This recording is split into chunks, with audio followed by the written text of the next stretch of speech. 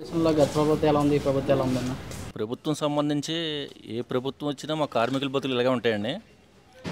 ఈ ప్రభుత్వం అంటే ఇప్పుడు అన్నా క్యాంటీన్ సంబంధించి కానీ ఏమైనా రోడ్లు కానీ కొద్దిగా బాగుపడ్డాయి. కాకపోతే ఇంకా బాగుపడవలసిన చాలా ఉన్నాయి. పట్టుకోమంటారా? కాకపోతే ఇప్పుడు అందరికీ ఆటోలకు సంబంధించి కానీ మామూలుగా లేడీస్ కానీ పెన్షన్లు అవి ఇస్తున్నారు. మా కార్మికులు ఉన్నారు ఒక 56 సంవత్సరాలు వచ్చిన తర్వాత ఇంకా ఇళ్ళకే పరిమితం అయిపోతున్నారు, కానీ బయట ఏ పని చేసుకోవడానికి పని అవ్వట్లేదు.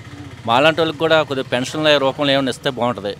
ఈ ప్రభుత్వం సంబంధించి మధ్యన పథకాలు ఏ అన్నారు, పూర్తిగా ఏం పూర్తి అవ్వలేదు. రోడ్లు కూడా ఎక్కడికక్కడ చిన్న చిన్న రిపేర్లు చేశారు, కానీ రోడ్లు ఏమి వేయలేదు. రోడ్లు కూడా బాగుపడాలి. రోడ్లు బాగోలేదండి. రోడ్లు ఏం పత్తిపాడు సైడు 5 గుళ్ళ దగ్గర బోర్డులు అసలు బాగోలేదు. ఇలాగా ముచ్చలం గుడి దగ్గరికి వెళ్ళే రోడ్లు అసలు ఏం బాగోలే. తణుకు కానీ ఏలూరు కానీ రోడ్లన్నీ బాగానే ఉంటాయి. మా తాడేపల్లి గుడికి సంబంధించి రోడ్లు బాగోలేదండి. రేట్లు కూడా విపరీతంగా పెరిగిపోయినాయి. వీటి మీద కొద్దిగా దృష్టి పెట్టాలి. లేబర్ని కూడా కొద్దిగా పట్టించుకోవాలి ప్రభుత్వం అనేది.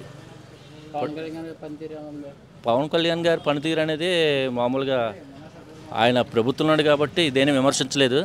ఆయన మామూలుగా బయట ఉన్నప్పుడు మాత్రం ప్రతిదాన్ని అడిగేవాడు, చాలా రకరకాలు చేసేవాడు. ఇప్పుడు ఏంటంటే ప్రభుత్వంలో ఆయన కూడా భాగస్వామ్యం అవ్వడం వల్ల కొద్దిగా దేన్ని అడగలేకపోతున్నాడు.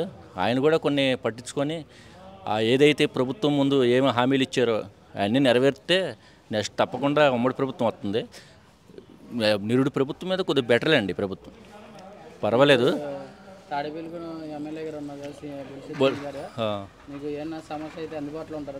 బొలిశెట్టి శ్రీనివాస్ గారు పర్లేదండి. ఏదన్నా సమస్య ఏమైనా వచ్చినప్పుడు కొద్దిగా స్పందిస్తారు. పర్లేదండి, బాగానే చేస్తారు. ఏం చెప్పాలనుకుంటున్నారు శ్రీను గారు? కానీ శ్రీను గారు మీ పనితీరు బాగానే ఉంది. కాకపోతే ఉన్న సమస్యలు కూడా కొద్దిగా పట్టించుకొని మన తాడేపల్లి గూడెంలో రోడ్లే బాగు చేసి కొద్దిగా లేబర్ని కూడా పట్టించుకొని, కార్మికులు మార్కెట్లో అనేక మంది బతుకుతున్నారండి, వాళ్ళ గురించి కూడా కొద్దిగా ఆలోచించి ఎదరికెళ్తే భవిష్యత్తు మీదే, నెక్స్ట్ కూడా మీరే వస్తారు.